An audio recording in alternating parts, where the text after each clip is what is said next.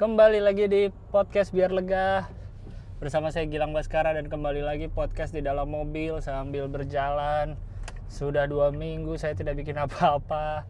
Yang kemarin karena ke Labuan Bajo, ya bukan alasan juga sih, kan bisa nyetok ya, dasar emang males.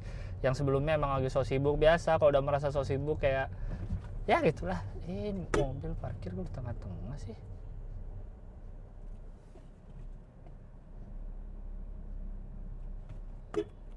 Anjing.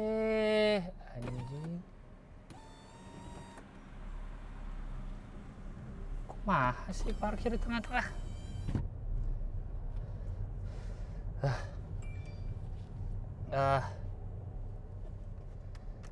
Apa namanya? Gue jadi lupa nih anjing, gara-gara mobil baru dalam komplek udah parkir di tengah-tengah. BTW gue kemarin baru ditabrak sama motor bapak-bapak sih, tapi I'm sorry to say goblok. Mohon maaf bapak, tapi itulah, kita udah hati-hati. Gue udah hilang lah jiwa-jiwa muda yang pengen ngotot mulu di jalan gitu. Gue udah berusaha, emang nyetir apapun lah lu di jalan raya, pokoknya is an art of ngalah, men. Itu isinya sebenarnya harusnya lu banyak ngalah. Harusnya mau naik mobil, motor, apapun yang lagi lu bawa, lu harusnya banyak ngalah. Jadi kemarin tuh gue tujuannya adalah pengen ke bengkel di daerah Bintaro. Rumah gue di Jaksel, gue mau ke bengkel di daerah Bintaro untuk servis rutin 140.000 km. Baru keluar komplek, masih di jalan gede depan komplek, gue mau belok kanan. Dari jalur kiri dong gue kan jalan 2 arah. Gue mau belok kanan, berarti kan gue harus berhenti nunggu mobil dari arah lawan ngasih jalan. Oke, gue diam dulu, ngasih sen. Set.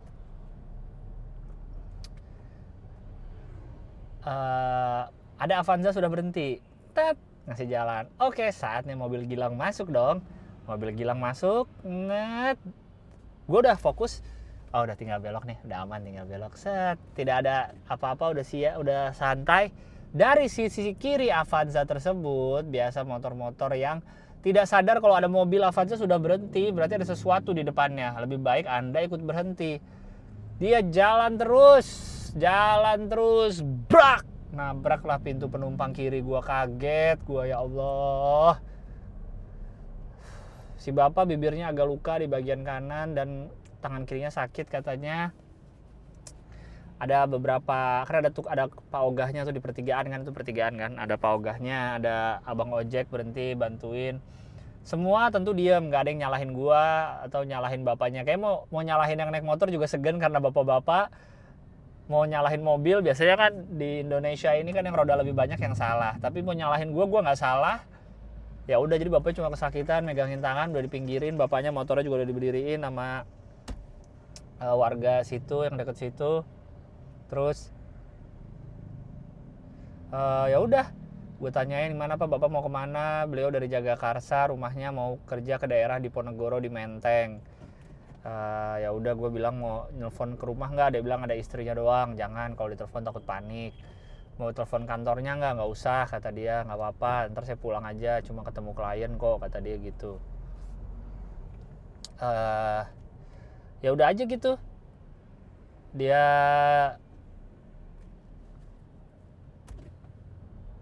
merasa salah, I know. Jadi dia nggak ngomong apa-apa. Tapi gue temenin, gue terus gue ajak ngobrol. Udah mulai satu-satu tuh, abang Gojek kan lagi nganter penumpang pergi, ada mbak Grab pergi, satu-satu udah mulai pergi. Sisa tinggal gue, dia, Pak Ogah, sama adalah kayaknya orang deket situ. Gue temenin aja dulu lah, kesian juga.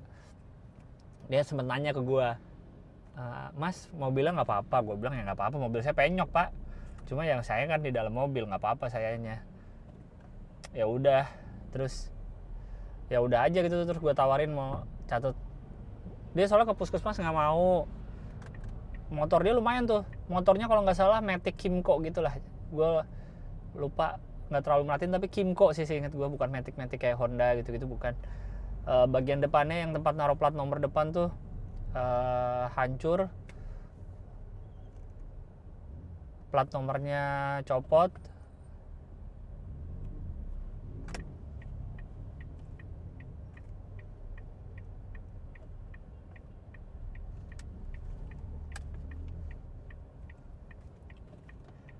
plat nomornya copot, terus spakbor rada hancur.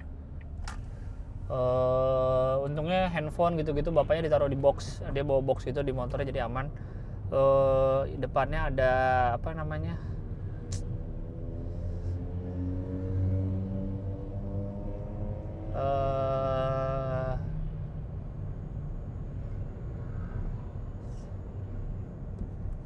di depannya ada, gue lupa namanya tuh, laci. Di baliknya apa sebutannya ya, kalau sebutan di motor tuh di dekat daerah lutut kan, matic tuh kan lutut, ada depan lutut kan suka ada tempat naruh minum. Nah itu ada laci yang bisa kebuka. Lacinya sudah ada laci yang bisa kebuka gitu dia. Lacinya bisa kebuka tapi udah nggak bisa nutup lagi, jadi kebuka mulu lacinya. Tapi sama si abang Gojek kan motornya dicek masih bisa nyala, yang penting. Ya udah dia mau dianterin pulang, nggak mau, ya udah akhirnya bapak itu mau pulang katanya. Kumur-kumur, yang penting darah di bibirnya sudah hilang. Gue nawarin nyatet nomor handphone, beliau nggak mau. Ya udah, terus salaman kami, semoga tidak terjadi lagi. Ya udahlah, di situ gue mencoba ya udah gitu. Si bapaknya juga nggak ngotot, ya udah aja gitu. Lain cerita kalau yang naik motor ngotot, gua ngototin balik, anjing, sian salah. Kalau bisa gua tambahin lukanya tuh, nggak cuma di bibir, anjing. Gila, sangar nggak gua? Nggak ada yang, ya paling nggak dia juga diem aja gitu, tahu ada aja dah. Sekarang mobil gua ya yang selalu mencari positif dari setiap orang Indonesia tuh, kenapa sih? Yang penting mobil saya tetap bisa berjalan, ini aktivitas saya masih bisa saya lakukan.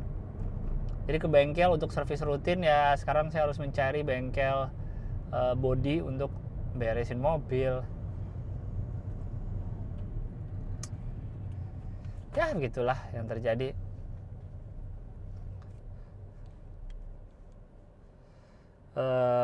Apalagi gue pengen cerita apa ya? Oh ya, kemarin kejadian di Sigi, men, serem banget. Untuk yang bilang jangan ngeliat agamanya, agama terorisnya, nih satu kata buat lo, tai. Udahlah, akuin aja itu dari agama tertentu ngelakuin ke agama lain. Emang dia bunuh atas nama apa? Atas nama ateis. Kalau materinya Jim Jeffries tuh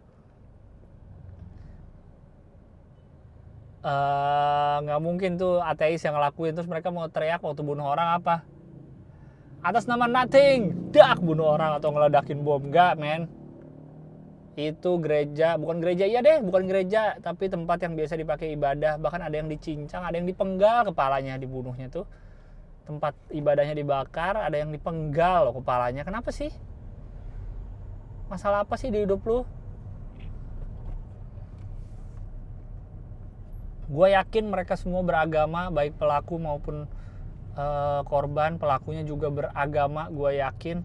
Yang salah bukan agamanya, tapi pemahaman mereka itu atas agamanya. Namanya kan agama kan, sekali lagi kan sering gue bahas, itu kepercayaan, itu tafsiran. Agama udah ada beribu-ribu tahun, masa tafsirannya nggak sama semua? Nggak mungkin dong. Tafsiran dari setiap kepala manusia kan beda-beda.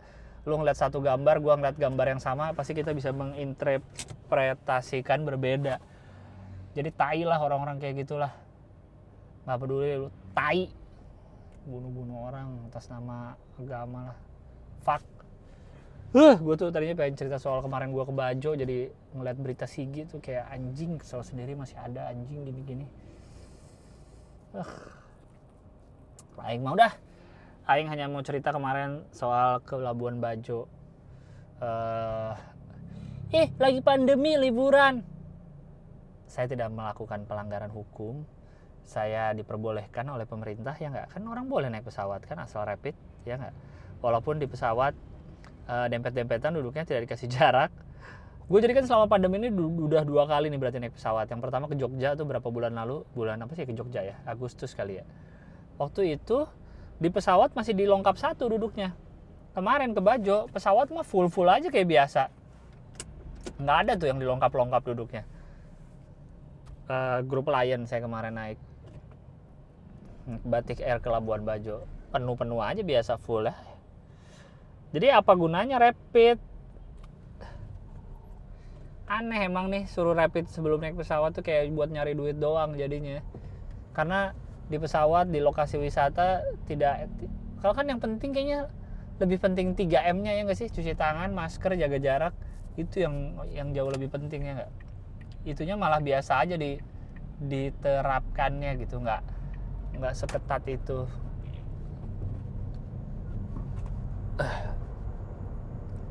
Ya intinya itulah. Gue kan juga sering bilang di sini di masa pandemi ini lakuin aja apa yang lu percaya lah. Kalau lu percaya di rumah aja, sok di rumah. Gue juga awalnya percaya di rumah aja, tapi lama-lama ya ada kerjaan, ada segala macem. Gue juga kalau diem aja malah jadi pusing sendiri, stres. Yang penting gue keluar, tetap jaga diri lah. Dan juga gue, tapi emang karena pandemi jadi malas ke tempat umum yang apa ya, yang rame banget gitu, jadi malas loh.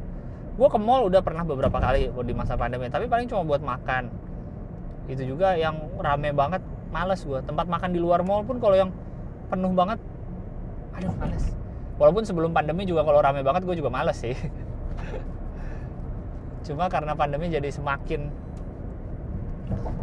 males gitu kalau terlalu rame-rame banget. Ya ini akhirnya gue ke Bajo. BTW Labuan Bajo adalah tempat impian gue mungkin sejak 2013 kali ya. Sejak gue tahu Bajo, sejak gue ada duit sendiri untuk bisa beli tiket. Gue bahkan udah sempet beli tiket pesawat berangkatnya tuh. Tapi akhirnya hangus karena nggak jadi terbang. Gue berdua sama teman gue lupa kenapa nggak jadinya. Intinya nggak jadi terbang aja. Dan emang rezekinya emang Tuhan mengabulkannya dengan momen yang pas gitu. Semesta tahu mana waktu yang pas. Gue memang berangkat pas masa pandemi, tapi keuntungannya adalah kosong. Ada beberapa pantai yang gue datengin udah kayak private beach, nggak ada orang lain kecuali rombongan kapal kami gitu. Gue naik kapal Lalunia namanya. Jadi punya temen gue yang ikut kemarin, gue baru kenal. Kapal dan krunya sudah 3 atau 4 bulanan tidak gerak. Lu bayangin karena pandemi dan lain-lain ini. Mereka krunya nggak kerja, kapalnya nggak gerak, jadi ibaratnya kami tuh kemarin kayak penglaris lah gitu. Akhirnya nih kapal jalan lagi gitu. Akhirnya kapal ini jalan lagi setelah pandemi diem aja. Sedih juga gue dengarnya. Itu karena pertama kali kan gue ke Bajo, jadi gue nggak tahu Bajo biasanya kayak apa. Kata mereka tuh kapal pinisi yang jalan tuh puluhan, pada keluar semua jalan. Ini kemarin tuh gue sesekali aja ketemu pinisi lain yang ikut jalan, kayak ada lagi yang berlayar juga, ada lagi. Sedikit sekali,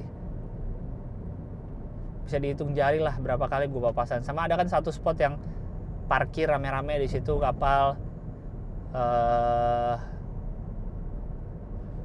Paling tiga kapal gede lah, 3 kapal pinisi yang kayak gue nih yang pada ada gitu.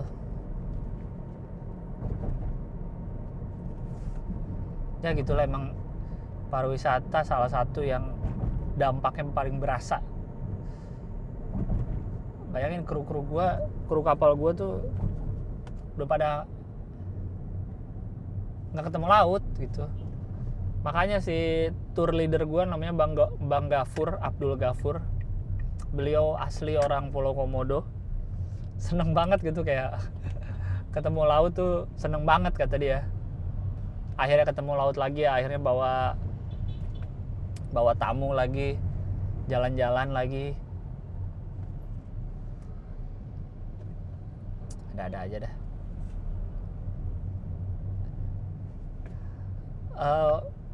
Kalau yang belum pernah ke Labuan Bajo, gue nggak tahu deskripsi ini gimana ya.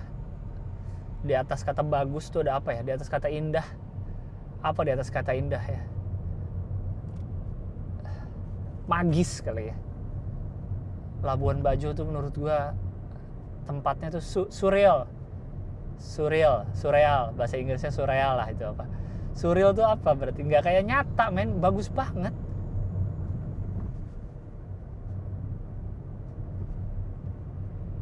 Gue tahu pasti akan ada yang denger dan bilang, lu sih coba lihat bang ke mana, ke Sumba atau ke Maumere atau ke Banda Neira. Ya emang gue belum pernah banyak kok ngeksplor negeri ini. Gue bilang itu bagus ya nggak apa-apa dong kalau gue bilang itu bagus banget. Sejauh ini dari tempat-tempat atau pantai-pantai yang pernah saya kunjungi di Indonesia, ini wow. Dan yang gue baru tahu kan di situ ada yang terkenal namanya Pink Beach. Yang terkenal lah, yang sering lu lihat di internet juga pasti. Padahal faktanya menurut Bang Gafur 70% pantai, kan gue jadi salah ngambil jalan nih anjing. 70% pantai di Pulau Komodo itu pink pasirnya. 20%-nya pasir putih, 10%-nya pasir hitam. Kenapa sih Pink Beach 1 itu yang paling terkenal? Karena Pink Beach itu yang paling dekat dengan apa ya? Dengan pusat wisata lah kalau nggak salah, paling dekat dengan Pulau Komodo atau Pulau Labuan Bajonya atau apalah, gue nggak tahu, lupa pokoknya. Jadi si Pink Beach itu yang paling terkenal. Padahal hampir semuanya pink. Kemarin akhirnya gue ke Pink Beach-nya Pulau Long Beach, Pink Beach-nya Pulau Padar. Itu dari jauh aja lu udah ngeliat pink pasirnya. Gue sampai, kok bisa pink gini sih pasir, ya Allah. Aneh gitu gue liatnya, kok pasir bisa pink gini. Dan itu kan pink karena ada kayak dari jauh nih pink nih. Terus lu dateng deketin,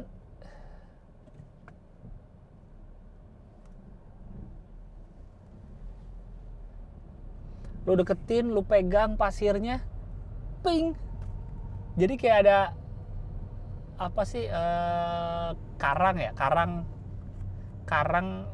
warna apa, namanya apa gitu, karang apa warna merah muda yang udah hancur ya, jutaan tahun mungkin hancur akhirnya jadi pasir, ke bawah dari laut dan akhirnya jadi pasir. Nah itulah yang bikin pasirnya warna pink. Jadi kalau lu pegang pasirnya kan, pasir kan kalau lu lihat kan, kalau lu pegang kayak ada butiran-butiran putih gitu kan, kayak butiran hancuran kerang dan lain-lain, karang.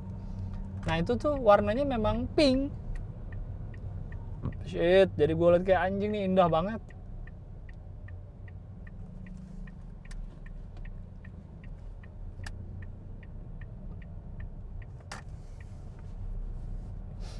Bagus banget gitu. Kok bisa kayak gini? Gue tuh sambil di perjalanan, jadi kan namanya kalau ke Bajo kan lu sailing trip ya, LOB, live on board. Gue full Senin sampai Jumat tuh di kapal mulu tuh. Jadi turun-turun ya ke pulau-pulau, cuman maksudnya nginep apa di dalam kapal. Jadi setiap perjalanan dari pulau ke pulau kan kadang ada yang sejam, ada yang 2 jam. Gue sambil ngagumin kanan kiri tuh nggak ada habisnya. Gue kayak, ya Allah bagus banget gitu dalam hati, kayak anjing ini bagus banget ya Allah. Gue bersyukur gue bisa ngelihat langsung di fase hidup gue. Gue bersyukur gue tinggal di negara ini nih, yang sama dengan mereka, yang sama dengan pulau yang bagus ini. Ini negara kita gitu, negara kita tuh bagus banget isinya. Negaranya ya, gue nggak bilang apa-apanya, pokoknya negaranya bagus banget memang.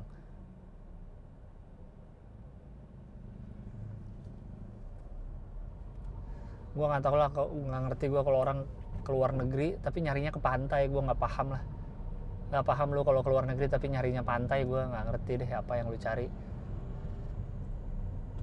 Ngapain keluar negeri nyari pantai gitu.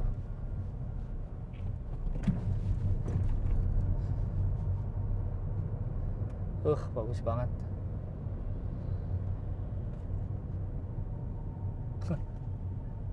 Gue masih benar-benar mengagumi gue betapa bagusnya tuh tempat. Terus gue ketemu teman gue lagi yang dia ngelola kapal juga di sana, ngelola sailing trip juga. Dia udah 5 tahun di Bajo. Ya walaupun pulang pergi ke Jakarta juga sih, tapi gue pribadi udah nggak ketemu dia kayak 3 tahun lah, kayak gitu. Akhirnya ketemu, terus itu kan hari terakhir gue, jadi kan dia bilang, kan dia kantornya di Labuan Bajonya kan, dia bilang lah kabarin kalau deket-deket Labuan Bajo nanti gue samperin. Gue di hari terakhir kan, namanya pantainya Seture itu udah deket Labuan Bajo, dia nyamperin, dia datang sama istrinya naik speedboat dari jauh. Wah, itu dia tuh teman gue. Maksudnya dia kan teman kuliah dulu, nyamperin kan ya jalan kaki apa kayak naik mobil, nyamperin naik speedboat tuh kayak aneh banget. Gue disamperin temen naik speedboat, ngobrol-ngobrol lah. Dia kapal dia juga baru sebulan 2 bulan ini baru jalan lagi gitu. Dia bilang kalau yang menurut dia yang bagus tuh, lebih bagus Maumere kalau nggak salah dia bilang. Bisa juga tuh kalau mau sailing trip ke Maumere. Aduh, pengen ya Allah, semoga masih ada umur, rezeki dan waktunya untuk keliling lah tempat-tempat lain. Gue mau menceritakan kru kapalnya yang merupakan keluarga baru gue di sana.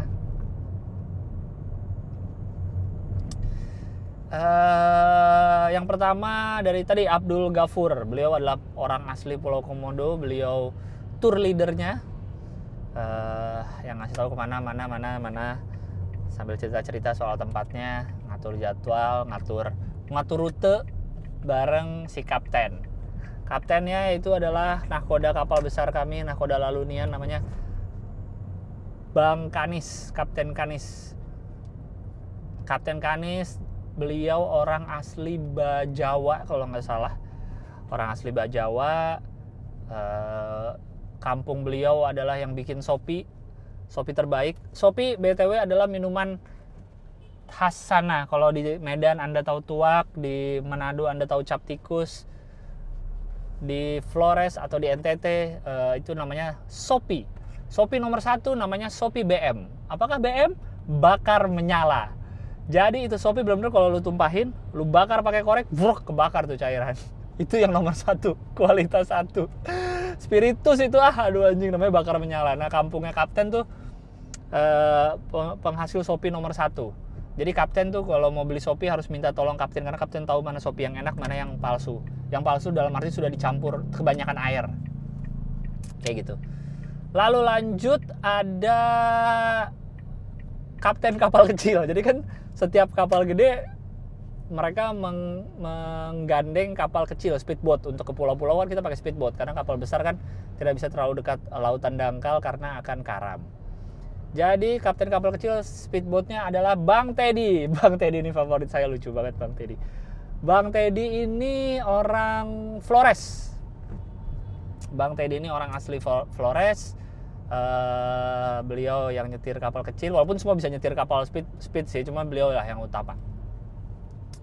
Lalu lanjut berikutnya yang bantu-bantu ABK-nya ada Bang Yohan, atau nama panjangnya Yohanes.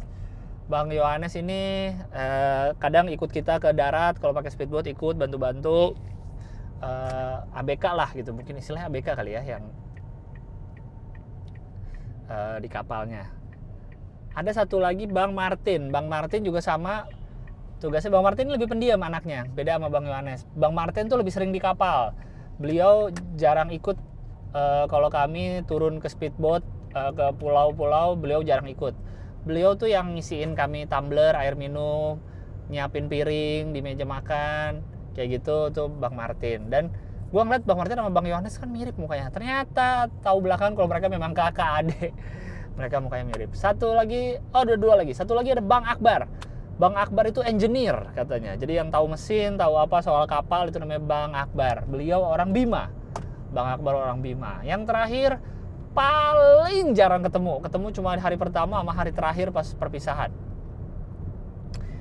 Namanya Chef Dandi. Beliau adalah yang masak luar biasa di tengah laut, makanannya enak-enak sekali. Ada cumi, ada ayam, ada sayur, sosis, roti, macam-macam lah. Pokoknya makanannya enak-enak. Itu namanya Chef Dandi.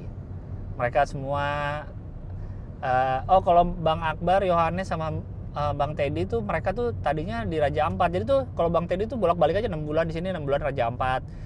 Jadi owner kapal Lalunia punya 2 kapal. Satu nama kapalnya Sinar Pagi kalau nggak salah, gue agak lupa. Sinar Pagi itu di base-nya di Raja Ampat. Dia lebih besar lagi dari Lalunia. Dan aduh pengen banget. Jadi Bang Teddy, Bang Akbar sama Bang Yohanin itu dari Raja Ampat ditarik ke sini untuk bantu-bantu. Mereka udah jam terbang tinggi semua lah, Bang Gafur, Bang Kanis, sang kapten. Jadi biasalah, kami kan awal-awal masih ya malu-malu, ngobrol-ngobrolnya biasa aja. Baru mulai akrab hari kedua tuh udah mulai tuh. Malam pertama kan Uus bawa vibe dari Jakarta. Kita diceritain soal Shopee, tapi kami belum ada. Kami lagi minum vibe, minum santai. Ada Bang Yohanes nontonin kita. Dia bawa Shopee sebotol Aqua yang 600 ml itu. Kita mintakan cobain. Itu Shopee kualitas nomor 2 lah atau nomor 3. Rasanya anjing, baunya kayak bau bensin emang. Dari situlah mulai deket, tiap hari ketemu kan, tiap hari akhirnya malam terakhir 2 malam terakhir ya kita nyanyi malam-malam tuh, minum gitu kan, nyemil, makan, ngobrol. 2 malam terakhir masih ya lumayan lah, belum ikut semua. Kayak Bang Martin si pendiam, Chef Dandi belum ikut. Malam terakhir banget semua ikut kan. Wah, semua ikut joget-joget, nyanyi-nyanyi lah. Akhirnya satu kesempatan kita matiin musik, kami semua ngucapin terima kasih kepada kru. Anjing maksa. Gua kasih lagi ya.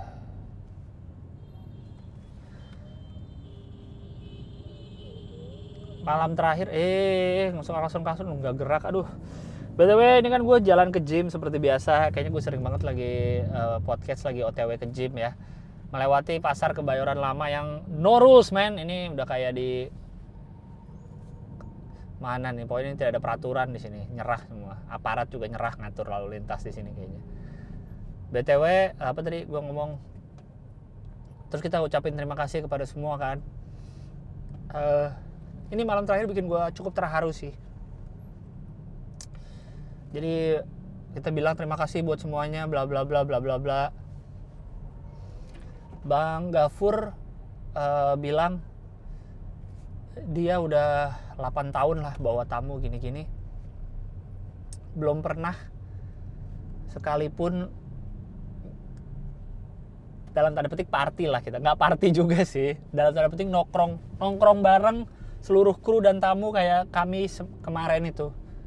Nongkrong bareng rame-rame gitu belum pernah sama sekali. Gue nanya kan, yang bener bang. Iya bener, biasa mereka tamu party ya, tapi kru di belakang aja nggak diajak gitu. Kru ya udah kru aja. Bang Kanis yang kapten juga ngomong gitu. Dia bawa kapal, biasa bawa bule, biasa bawa apa, bule ya udah party sendiri aja, asik sendiri. Nggak pernah ngajak kru bareng kayak gini. Mereka bilang baru sekali lah ngerasain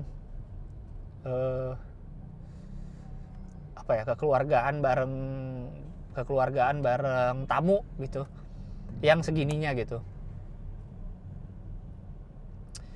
Gua pun sebagai yang baru pertama kali ke Bajo langsung dapet kru kayak mereka, langsung dapat servis dari mereka, servis yang sangat baik sekali dari mereka. Gue pun sangat berkesan. Mungkin mereka berkesan dengan kita sebagai tamu yang mau ngajak kru nongkrong bareng. Gue pun sebagai tamu yang pertama kali ke Bajo berkesan mendapatkan kru dengan servis yang sangat baik, dengan orang-orang yang sangat baik. Aduh. Mereka terharu, gue juga terharu jadinya, kami semua terharu gitu kalau mereka bilang ini tamu terbaik, nggak pernah diajak nongkrong lagi kayak gini, diajak minum bareng, makan bareng, kayak nggak ada jarak lah antara kami tuh, nggak ada jarak gitu. Ya udah kayak teman aja, emang kayak teman aja, biasa aja gitu. Bang Teddy mungkin kalau secara fisik ya, physically mungkin lu lihat yang paling sangar tuh bentuknya Bang Teddy.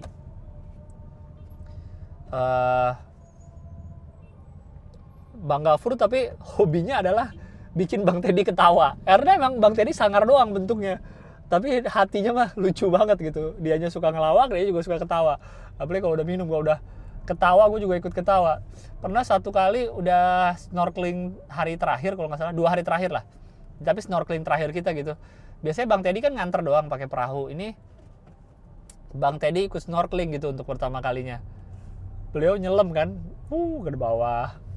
Nah itu namanya Turtle City, daerah yang banyak penyu lah. Ketemu penyu 5 kali sampai 7 penyu lah sekali snorkeling.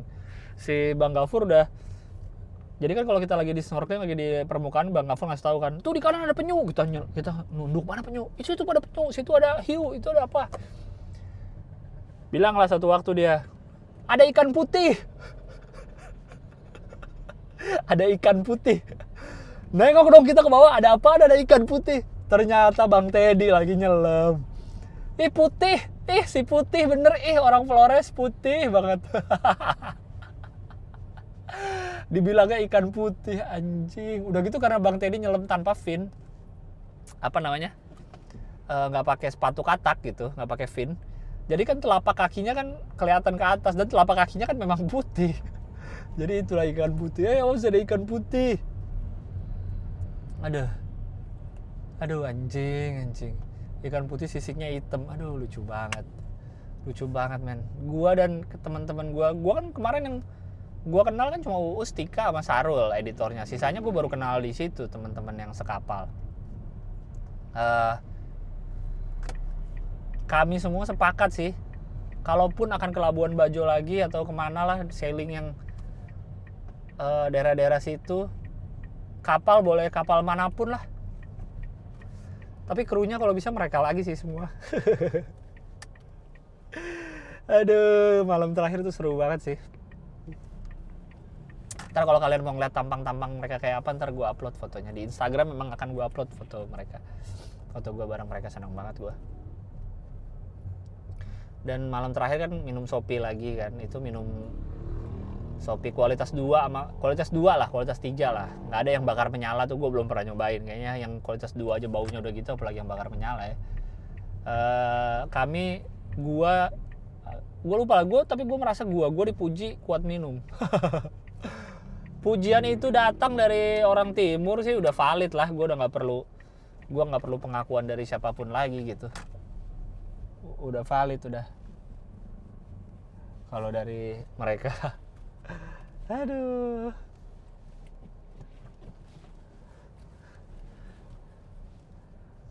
Satu-satu loh semua gue pegang, kerah bajunya mau gue pukulin orang-orang timur itu. Ya namanya juga minum Shopee lah, canda-canda. Jadi ya gue nggak tahu juga sih, mereka mungkin nggak akan dengerin. Tapi kepada kapal Lalunia dan krunya Bang Kanis dan Bang Gafur, yang ada Bang Teddy, Bang Yohanes, Bang Martin, Bang Akbar, Chef Dandi, terima kasih banyak atas jamuannya. Bikin kami sih kayaknya semua kangen banget, pengen balik lagi ke Bajo. Udah, saya sudah sampai ke tujuan. Saya stop dulu, nanti saya sambung lagi baca email, oke? Oke, sekarang gue akan memasuki sesi baca email. Di emailnya podcastbiarlega@gmail.com yang sudah berdebu, sudah lama tidak saya buka. Mana? Oke, dari email paling lama dari 29 Oktober. Wow, udah Desember sekarang. Oke. Too complicated. Halo Bang Gilang. Lagi-lagi ngungkapin unek-unek di podcast ini. Semoga sempat baca dan ngasih saran, walaupun Bang Gila nggak pernah ngalamin. Emang gila gue. Jadi Bang, gue anak terakhir. Kakak-kakak gue udah pada nikah. Nggak tahu kenapa hari ini mereka nyinggung soal suami mulu. Kayak ngasih gambaran hidup enak kalau suami gaji segini, pangkatnya ini. Pangkat ya. Berarti harus dari aparat. Katanya dia sukses pilih suami. Nah, gue ngerasa kalau mereka itu bilang gue kurang pas kalau milih calon suami. Karena cowok gue sekarang nih bukan kayak suami dia. Bobot, bibit, bebet sih oke Bang. Tapi detailnya nggak kayak suami dia gitu. Tapi honestly gue beneran nyaman banget sama dia ya, walaupun nggak setajir ipar gue. Menurut Bang Gilang nih, gue harus nanggepin kayak gimana omongan-omongan kakak gue Bang. Makasih Bang Gilang. Menurut gue lu harus ke dapur, cari cabe yang banyak. Saat kakak lu tidur, masukin cabenya ke dalam mulut kakak lu. Oh, cabe dipotong-potong dulu. Masukin saat kakak lu udah mulai bangun, tutupin bantal mukanya, tahan terus sampai dia nggak ngelawan lagi, baru lu pindah ke kakak berikutnya. Kayak gitu kalau saran dari gua ya. Oke, terima kasih banyak sudah email. Lanjut ke email berikutnya. Gue tadi kayak serius gitu nggak ngomongnya? Kayak udah pernah bunuh orang gitu nggak gue? Nggak ya? Ya susah sih kalau dari kakak. Paling gampang sih emang nggak dengerin sebenarnya, cuma ya udah. Sebenarnya kalau lu bebel kayaknya lama-lama juga nyerah kali mereka. Lagian kan yang jalanin hidup mereka, lu sendiri, mereka jalanin hidup mereka sendiri. Seperti yang sudah pernah saya bilang di sini, yang kata-kata dari Jim Carrey, berharap semua orang di dunia ini dapat kekayaan dan ketenaran biar mereka tahu itu bukan segalanya. Biar kakak-kakak lu tahu banyak duit bukan segalanya asli. Semoga gue dapet saran dari lu ya Bang, sehat-sehat Bang, sukses terus. Saran gue itulah, jangan dengerin kalau bisa. Ya, apalagi kalau masih serumah ya. Ya udah tinggal sendiri dulu, baru lama-lama kan gak akan kedengeran lagi tuh suara-suara. Malah ini. Oke, lanjut email berikutnya. Pengen email aja, tolong nggak dibaca alamat emailnya. Halo Bang, sebenarnya ini udah yang kedua atau ketiga kalinya aku email. Kepo aja mau tanya gimana sih pandangan Abang tentang hal-hal yang berbau mistis. Gue tidak terlalu percaya sih sama perhantu-hantuan kayak gitu. Gue percaya setan ada, makhluk halus ada, cuman setan ada gitu, yang setan dalam arti kalau dalam agama yang menggoda manusia kayak gitu-gitu. Tapi kalau hantu gitu-gitu gue sampai sekarang belum, nggak tahu, rada skeptis. Apa mungkin karena gue belum pernah ngalamin langsung kali ya. Cuma ya gitu, nggak, hitungannya gue nggak percaya lah. Soalnya zaman sekolah, mana sih? Abang percaya nggak sama orang kesurupan? Kesurupan nggak terlalu juga. Soalnya zaman sekolah aku pernah ditipu teman sekelas yang pura-pura kesurupan di gor olahraga. Terus anak-anak satu kelas pada percaya, dan ternyata dia pura-pura kesurupan gara-gara sakit hati sama aku yang katanya terlalu ngatur pas latihan buat ujian praktek sekolah. Padahal tugas aku waktu itu emang buat ngatur. Maaf, nggak penting ya Bang. Terlampir foto bareng Abang tahun 2014 di Ciwok, Bandung. Pas masih ada program kepo. BTW aku pakai kacamata Bang, makasih.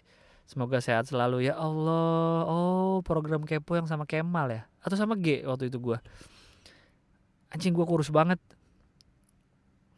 Adalah fotonya nih, apa foto ini yang gue jadikan profile. Tadinya gue mau jadikan foto apa namanya? Foto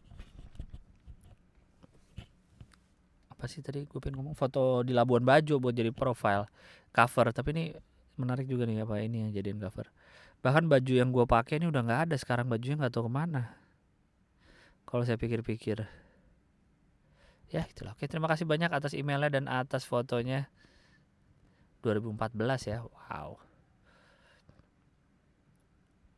Gimana sih?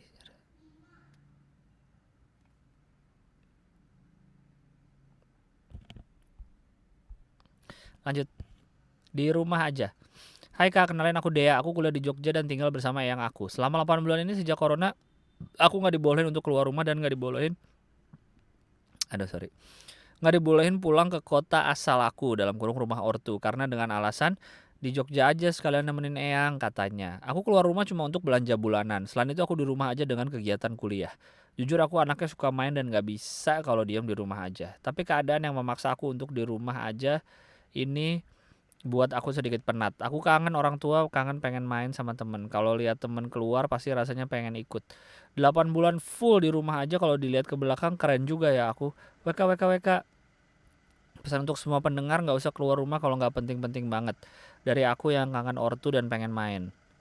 Ya, gue baru tadi full cerita soal gue liburan ke Bajo. Bahkan gue bukan sekedar keluar rumah, itu keluar pulau gue. Ya maaf ya untuk kalian-kalian, untuk kamu yang email Dea, yang sudah 8 bulan full gak keluar rumah. Gue salut sih. Dan karena lu masih kuliah kali ya, jadi bisa semua online. Kalau yang kerja nggak semuanya bisa. Tapi gue salut lu bisa menjaga diri untuk tidak keluar ke rumah seperti saya dan yang lain.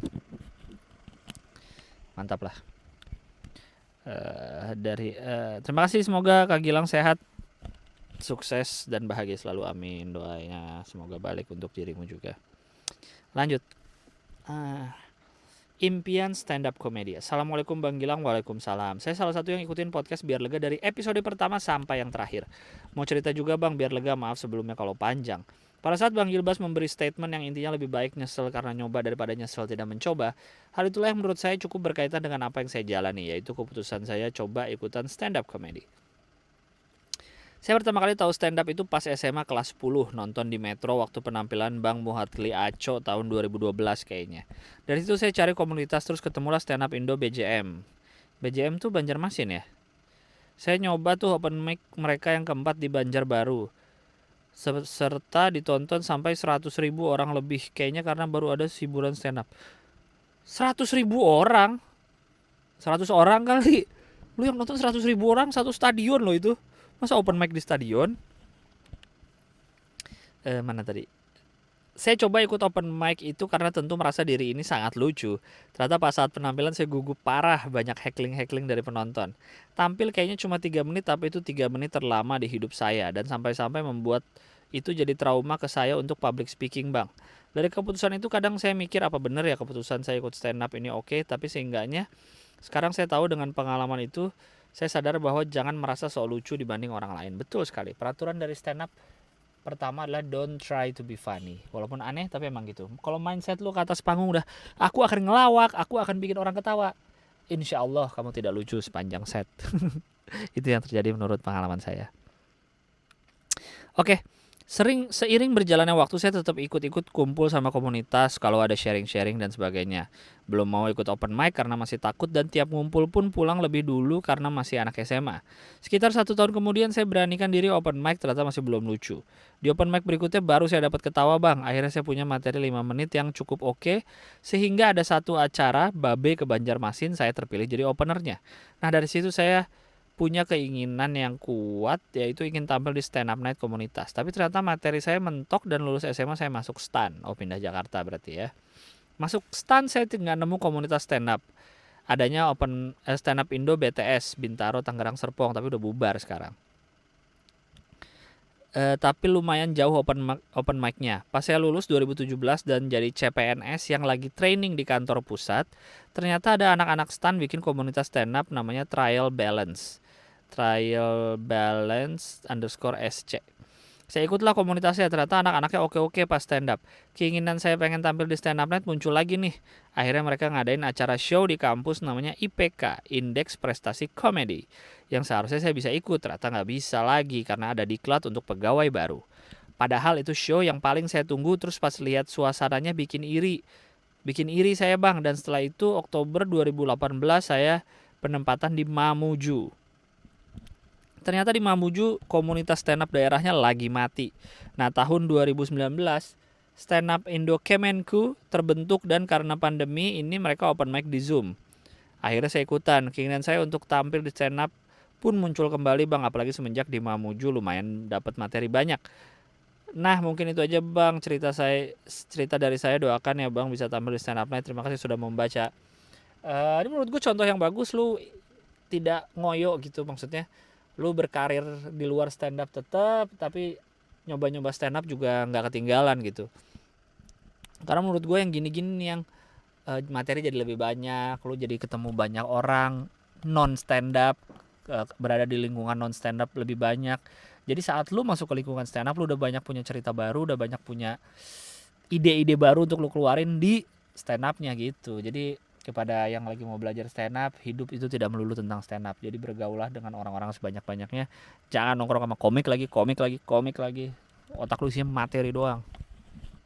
Mantap, saya doakan semoga nanti kalau corona beres bisa masuk di stand up night di Kemenku atau dimanapun itu, atau di Mamuju.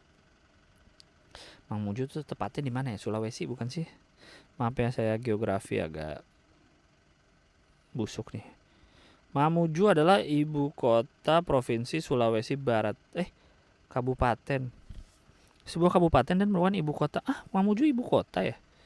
Oh, ya ya ya. Ya bener kan? Wish, gambarnya bagus-bagus lagi gambarnya. Ininya alamnya. Lanjut. Jangan sebutin emailnya bang. Saya mau nanya bang, Bang Gilang termasuk freelance ya, dan penghasilannya tiap bulan gak pasti, kadang gede dan kadang gede banget. Amin, amin. Gimana caranya Bang Gilang tetap yakin sama profesi yang Bang Gilang jalanin selama bertahun-tahun? Nah ini nih, ini yang kalau ditanya saya juga bingung sejujurnya. Nih ya, gue kan kalau dipikir-pikir secara profesional ya, dari 2012.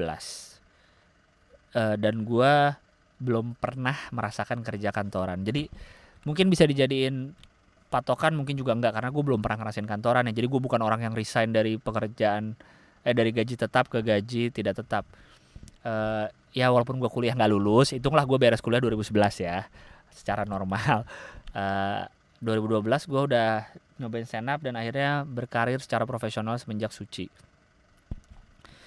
Gue kalau mikir hari ini sekarang, atau bulan-bulan kemarin, atau bulan-bulan kayak anjing gue bulan depan ada kerjaan gak ya? Nih gue sekarang nih ya, kalau lihat kalender gue, Januari baru ada 1 kerjaan, Februari baru ada 2 kerjaan, 2 hari dan 1 hari. Dan itu semua kalau dihitung-hitung secara gajinya mungkin belum cukup untuk memenuhi kebutuhan gue atau cicilan dan lain-lain. Januari loh bulan depan gitu, gue belum ada kerjaan yang pasti. Desember aja nih kerjaan sampai akhir juga nggak banyak gitu, adalah beberapa. Nah gue kalau mau mikir gitu, kadang suka kepikiran gue kayak anjing, gue Januari belum ada kerjaan, bulan depan gue ada kerjaan gak ya, gue masih ada duit gak ya, gue bisa bayar cicilan ini itu gak ya. Kadang ada pikiran itu. Tapi kalau gue ngeliat ke depan, kalau gue ngeliat ke belakang, anjing gue udah 8 tahun jalanin hidup kayak gini, dan syukurnya masih baik-baik aja. Gue masih hidup, gue masih bisa makan, gue masih bisa beli barang yang gue mau, gue masih bisa ngelakuin hobi, gue masih bisa nongkrong sama teman-teman, gue nggak berhutang, gue masih bisa ngatur duit lah lumayan. Walaupun gue belum punya tim yang harus gue gaji, tapi gue ada manajer yang lumayan lah dapat persenan dari gue. Kayak gitu. Jadi gue merasa 8 tahun dengan dalam tanda petik kerja serabutan ini gak ada masalah. Karena memang hidup itu dipikirin bukan di jalan. Kebalik, hidup itu dijalanin bukan dipikirin. Kalau gue pikirin mulu nih, bulan depan apa nih, bulan depan gak ada kerjaan, gimana nih gue, udah Desember gue gak ada kerjaan, nah itu kan jadi misu-misu aja bawaannya. Akhirnya udah jalanin aja, gue ada kesempatan depan mata, hajar. Akhirnya gitu, tiba-tiba ntar ada di tengah jalan, di tengah Januari, kayak di tengah Desember nih, ntar ada yang nawarin apa, kayak gitu sih. Jadi kalau menurut gue kalau kerjaan kayak gini tuh ya udah aja gitu, dijalanin, nanti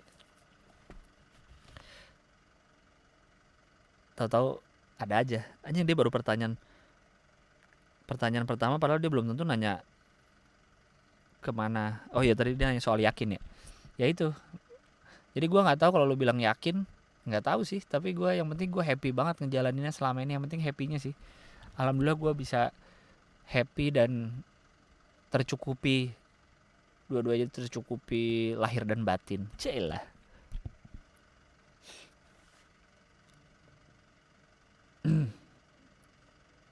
Ntar lanjut baca email ya. Untuk kasus di saya bang, penghasilan dari royalti tiap bulan cukup gede, tapi masih banyak yang bilang kerjaan saya nggak jelas. Karena emang nggak kelihatan kayak orang kerja bang, hehe. Secara nominal juga nggak pernah saya kasih tahu. Apa emang kalau kerja kantoran terlihat lebih jelas daripada freelance bang? Terlihat sih tentulah, kerja kantoran terlihat lebih jelas ya tentu. Cuman kalau anda pikir-pikir lagi kan, di dunia ini yang pasti hanya kematian dan bayar pajak. Iya, karyawan kerja di kantor pasti gajinya tiap bulan ada. Emang nggak pasti besok kantornya bangkrut, pilot gitu, atau kantornya rubuh atau kebakaran, amit-amit yang nggak doain. Cuma kan siapa yang nyangka sih di zaman modern ada pandemi gini, 8 bulan mati orang, maksudnya mati itu maksudnya mati nggak bisa gerak kemana-mana gitu. Siapa yang nyangka sih gitu. Jadi apapun bisa terjadi kalau menurut gua. Kelihatan jelas kerja kantoran aja, tapi secara penghasilan freelance mungkin bisa lebih gede. Betul, secara penghasilan freelance mungkin bisa lebih gede. Cuma jebakan freelance adalah gaji lu gede nih, misalnya bulan ini, bisa jadi bulan depan lu nggak ada kerjaan. Gue pernah sebulan nggak ada kerjaan kok. Tapi ya berarti gimana lo bisa memanage gaji lu di bulan lalu sehingga untuk bisa ngidupin lu 3 bulan ke depan mungkin, saat di masa-masa lu nggak ada kerjaan, kayak gitu sih. Jebakan-jebakan freelance tuh gitu menurut gue. Kerjaan gue juga misalnya dapat gaji gede banget, satu proyek gede, wah rasanya pengen spend beli ini beli ini beli ini, padahal hati-hatinya bulan depan kan nggak tahu. Jadi lebih baik bijaksana aja, walaupun tidak usah terlalu pusing mikirin, tapi tetap bijaksana lah. Tanya terakhir buat Bang Gilang. Bang Gilang bisa nggak berkarya sampai mati? Ada pikiran mau jadi kerja kantoran nggak? Yang gue tanya kepada karyawan, kalian bisa nggak jadi karyawan sampai mati? Belum tentu, men. Kalau gue bikin sesuatu bisa aja, kalau gue mau sampai tua gue bikin materi stand up bisa aja, ya nggak? Lu kalau gue lihat dari emailnya lu desain, mungkin lu desainer ya, atau pelukis atau apapun gitu kan, lu mau ngelukis sampai mati bisa lah. Orang nggak ada yang bos lu, bosnya diri sendiri. Kalau menurut gue bisa aja berkarya ya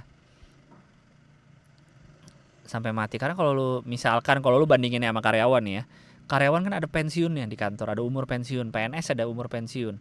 Ya setelah itu misalnya PNS enak lah hidupnya, ada gaji yang apa sih, pesangon gitu-gitu. Cuma ada pensiunnya. Kalau lu freelance atau lu bikin sesuatu kan nggak ada, tanda petik nggak ada pensiunnya gitu. Itu mah dari diri lu sendiri mau sampai kapan, ya nggak sih? Ada pikiran mau jadi kerja kantoran? Itu nggak ada sih. Gue ngebayang dengan pola hidup gue gitu, kayak gue harus ngejar deadline atau harus baju rapi terus. Nggak tahu sih, gue salah. Sejauh gue tuh nggak mau bilang gue tidak akan sama sekali kerja kantoran, tapi sejauh ini sih gue belum kepikiran untuk kerja kantoran dalam arti dengan polanya yang ngulang gitu ya, ada pola-pola gitu. Tapi kalau suatu saat gue bikin kantor, kenapa enggak? Wah. Intinya mah hidup dijalanin bukan dipikirin. Karena itu yang terjadi dengan skripsi saya dulu. Saya mikirin banget, tapi nggak saya jalanin skripsinya. Akhirnya nggak selesai dah. Makasih Bang, semoga selalu diberkati. Amin. Terima kasih. Selanjutnya, pemilihan kerja.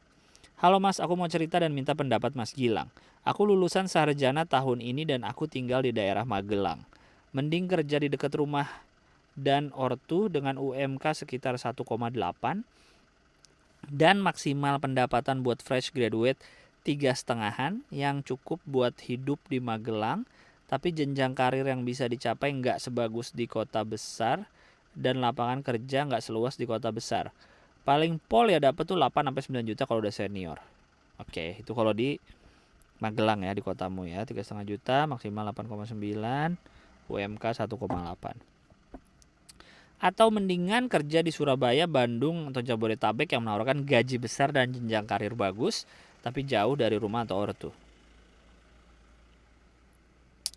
BTW aku cowok anak tunggal dan orang tuaku cuma tinggal ibu dan nenek aja di rumah. Praktis kalau tinggal jauh dari mereka aku harus sewa budak. Sewa budak lagi lu anjing. Tapi kalau tinggal di kotaku sendiri ya aku jadinya sulit untuk berkembang dan kurang menantang karena itu kandangku sendiri. Plus poinnya sih aku udah punya ekosistem pergaulan yang sangat nyaman di Magelang dan dijanjiin dapat warisan rumah sama nenek kalau stay di sini. Hehehe. Makasih Mas Gilang. Kalau menurut saya Anda kan fresh graduate ya nggak sih, tahun ini lulus sarjana. Kalau menurut saya kan Anda belum coba juga kan kerja di Magelang gimana. Coba dulu kerja di tempat sendiri, ya nggak? Kalau menurut gua ya, setahun 2 tahun gitu, coba dulu kerja di sendiri dengan gaji segitu, dengan lingkungan yang udah lu familiar dari kecil. Karena gini sih, kalau gua jangan ngelihat dari gaji, tapi lihat juga dari biaya hidup, bukan gaya hidup ya. Gaya hidup lebih gila lagi. biaya hidup di kota lu di Magelang sama biaya hidup di Jabodetabek atau di kota lain lah. Bandinginnya dari situ aja biaya hidupnya dengan gaji ya, sebanding nggak? Karena orang tuh selalu ngeliat, apalagi kalau ngeliat ke orang lain ya, wah dia penghasilannya gede, wah dia rumahnya gede, wah dia penghasilannya 200 juta seminggu. Orang selalu ngeliat penghasilan, tapi tidak pernah memikirkan pengeluaran dan cara kerjanya. Lu ngeliat Raffi Ahmad, iya kaya, tapi lu mikir gak pengeluaran dia berapa sebulan? Hah? Pengeluaran dia sebulan sama penghasilan lu setahun gedean pengeluaran dia, men. Itu orang tuh selalu mikir penghasilan, tapi lupa untuk memperhatikan pengeluaran. Padahal itu ya hal yang penting lah. Karena yang terpenting tuh bukan seberapa besar gaji yang lu terima tiap bulan, tapi seberapa besarkah gaji yang tersisa setiap bulannya. Itu yang paling penting. Tapi kalau saya boleh menyarankan, kalau bisa jauh dari orang tua, maksud bukan jauh ya, belajar tinggal sendiri juga gitu. Karena itu di luar, itu kan di luar finansial, tapi itu kan untuk pengembangan diri. Lu bisa nggak tinggal sendiri? Lu kalau ngurus diri lu sendiri bisa nggak kayak gitu? Ya tapi ya itulah tadi opsi-opsi atau apa namanya yang bisa dipikirin lah kalau lu mau tinggal sendiri. Poin-poinnya kalau yang harus lu pikirin kayak gitu. Terima kasih Mas Gilang, terima kasih juga sudah email. Jadi yang terjadi adalah tadi gue stop lagi karena ada urusan lain, dan ini gue lanjutin lagi baca emailnya. Tapi tadi gue habis syuting Boring Bokir episode yang selanjutnya. Kan Boring Bokir udah 3 minggu ya gak tayang. Kalau habis syuting Boring Bokir berarti kalian tahu dong apa yang habis terjadi. Oke, saya akan lanjut baca email, semoga saya kuat. BTW ini udah hari Kamis dini hari ya, berarti ya, Kamis dini hari. Yang tadi yang sebelumnya udah berapa menit ya? Ya mungkin 2 email terakhir lah ya. Oke, ini email tanggal 5 November. Cerita bang, tolong jangan baca email atau nama. Oke. Halo, apa kabar Bang Gilang? Semoga dalam keadaan sehat walafiat selalu sekeluarga dan tetap diberikan rezeki pada masa pandemi seperti ini. Amin. Semoga doa yang sama untuk kalian semua juga. Baik-baik banget dah doainnya ke gue. Padahal gue cuma bikin podcast ngasal gini. Gue mau cerita bang, gue akhirnya keterima kerja magang setelah 3 bulan aktif mencari setelah lulus. Gue cukup bersyukur akhirnya setelah gue nyari-nyari, akhirnya gue nemu juga. Di satu sisi gue cukup kaget bisa keterima di company startup ini. Setelah beberapa hari jalani, gue rasa gue kayaknya useless banget dan sebenarnya tidak worth it buat mereka terima. Gue ada kepikiran buat ngajuin resign setelah 1 bulan. Tapi ya gitu bang, gue belum tahu bakal dapat kerjaan lagi nggak di masa seperti ini karena lagi susah dan harus bersaing dengan banyak orang di luar sana. Kenapa lu udah keterima, tapi Anda yang merasa useless? Udah keterima terus bos Anda yang merasa Anda useless, wajar lah. Anda merasa diri Anda useless, what? Jangan bro. Sayang, udah keterima di startup, apalagi di startup kan yang lagi hot-hotnya berapa tahun ini kan, akan jadi gede, gajinya mungkin gede walaupun magang. Tapi sayang lah, enggak deh, emang lu pantas sekali keluar karena nggak usah ngerasa spesial. Orang tuh ada 7 miliar di muka bumi, lu bukan siapa-siapa men. Makasih sudah dibaca. Sebelumnya Bang Gilang, sukses selalu buat abang. Terima kasih men, jangan ngerasa worthless. No, Anda dilahirkan untuk sebuah alasan. Asik. Lanjut. Happy birthday to me. Ya, masa ngucapin ulang tahun ke diri sendiri, lu mah aneh ah. Jangan gini, masa ngucapin ulang tahun ke diri sendiri. Halo Bang Gilbas, aku Firly. Terima kasih sudah membacakan email ini. Hari ini aku ulang tahun ke-27. Hari ini tuh tanggal 5 November. Ya selamat ya Firly, maaf baru dibacakan. Ngapain gue minta maaf ya? Podcast gue sendiri juga. Bang, katanya semakin tua circle pertemanan mengecil kan ya?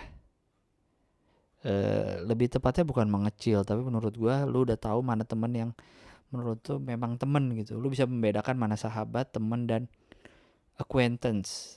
Kalau bahasa Inggris apa sih? Kenal, sekedar kenal gitu. Aku pengen bilang kalau teori itu udah gak pas di aku. Dalam 2 tahun terakhir kurang lebih justru sekarang lah 2020 aku nambah teman. Nambah circle yang ternyata seru banget. Banyak beda tapi banyak bareng. Aku bersyukur. Ya mungkin banyak kenal teman baru tapi belum tentu dia akan menjadi teman beneran gitu. Gue gak tahu sih, gue terlalu pesimis. Tapi bisa jadi semua akan jadi teman lo yang baru. Oh ya, Tep, dengar Bang Gilbas bacain email, diantaranya banyak soal percintaan dan berbagai hal yang ntar ujungnya Bang Gilbas bilang itu bakal lewat karena itu bagian dari quarter life crisis. Tahun ini aku merasa bisa keluar dari lingkaran quarter life crisis yang apa-apa dipanikin. Bukan berarti aku udah kaya, udah punya kerjaan menjanjikan, dan udah punya pasangan sih. Tapi aku merasa udah berhasil menikmati dari apa-apa yang aku tanam selama ini. Belum puas, udah pasti, tapi ya seneng aja, bisa hidup, bisa nongkrong, bisa jajan, bisa cari uang dengan cara yang aku suka, bisa langganan Spotify premium legal, bisa langganan View premium, bisa bayar tagihan pasca bayar telepon, bisa ngide, bisa kerja dan berkarya lah intinya. Terima kasih Bang. Bosan denger iklan di lagu ini? Ayo langganan Spotify premium. Enggak ya? Ya baguslah kalau kamu udah bisa keluar dari quarter life crisis itu umur 27. Sebenarnya umur 27 udah, iya sih udah keluar harusnya sih. Syukurlah kalau kamu bisa melewati dengan baik karena itu emang fase aja yang harus semua. Gue nggak tahu sih sotoy karena gue sih ngalamin, tapi mungkin semua manusia akan ngalamin quarter life crisis itu. Tenang bro, insya Allah hidup masih panjang. Tadi gue bilang baca 2 email ya. Anjing nih, boring bokir syuting bikin pusing. Lanjut. Halo 7 November nih. Halo Bang Gilbas, demi apa aku orang Aceh tapi tengah malam gini denger podcast bahasa Sunda sampai habis. Kimak lah. Hahaha. Jangan lupa main-main ke Aceh Bang. Sukses dan sehat selalu. Regards Safwan. Podcast yang pola pikir ya, tapi kan ngerti dong. Apa-apa lah. Thank you. Pengen banget ke Aceh, sumpah pengen banget. Nantilah ya kalau ada waktu dan rezeki dan lain-lain ya. Curhat dong mah. Ini email berikutnya ya. Halo Bang, lu pernah gak sih Bang suka sama cewek udah deket tapi karena seiring berjalannya waktu dan pisah sekolah jadi jauh? Nggak pernah sih. Belum sempat nyatain yang harusnya dia tahu karena saat itu terlalu takut. Hahaha. Tapi kata teman-teman gue, cewek yang gue suka pasti selalu mirip dia. Bahkan saat ini yang lagi mau gue deketin namanya sama. Dan ya setelah gue pikir, ya juga. Apa sebenarnya gue cuma belum move on dan selalu nyari ganti yang mirip dia. Dan gue harus ngasih tahu perasaan gue dulu biar lega aja gitu Bang. BTW gue masih SMA jadi maaf ya galau-galau remaja. Hahaha. Seperti yang saya bilang, yang lebih berbahaya itu adalah yang belum selesai. Lu ketemu mantan di masa depan gak apa-apa, udah pernah pacaran. Yang bahaya adalah ketemu mantan gebetan atau baru deket doang tapi dahulu tidak pernah terjadi. Itu yang di masa depan jadi masih lebih penasaran.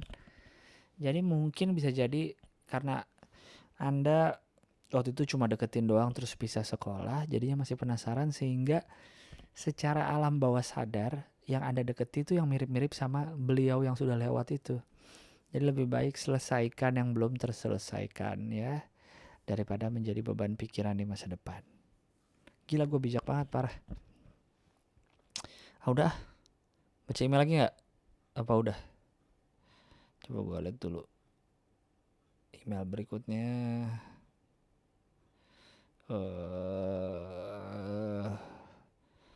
Udah lah, udah. Biar gue minggu depan ada bahan bacaan buat email. Gue sisain. Terakhir email tanggal 8 November, oke?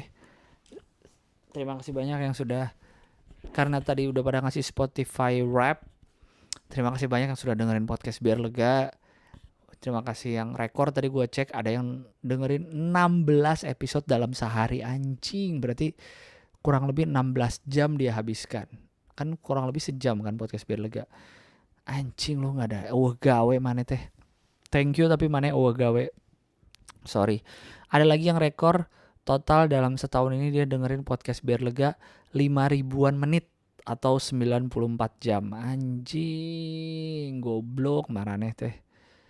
Gua nggak tahu ya, gua kaget loh baca gitu karena gue bikin podcast ini, lu tahu sendiri lah, gue ngerekam lagi nyetir lagi apa ngasal-ngasalan, tapi yang dengerinnya sampai segitunya. I'm feeling honored. Thank you very much for listening to my rambling and bahas hal aneh yang ada di otak. Terima kasih sudah menghabiskan segitu banyak waktu. Bukan masalah kuota, bukan masalah listrik yang lo habiskan untuk dengerin gue, masalah colok baterai handphone lo, tapi waktu, karena diantara semua adalah waktu yang paling mahal. Lo habisin 16 jam, 5.000 menit, 2.000-an menit ngabisin buat denger gue ngomong. Gue aja seminggu sekali males, lu sehari 16 episode, goblok. Ada yang 15 episode sehari, aduh. Udah, terima kasih banyak. Gue doain kalian semua selalu sehat, selalu baik-baik aja, selalu sehat lah. Dan saya doakan kalian semua punya kesempatan untuk pergi ke Labuan Bajo, the best. Sejauh ini yang pernah gue datengin di Indonesia, the best, heaven on earth man. Dan semoga bisa ketemu dengan abang-abang yang saya sebutkan tadi nama-namanya, abang-abang yang sangat seru, kru kapal itu. Oke? Sampai jumpa di podcast Biar Lega berikutnya. Bye. Sampai jumpa.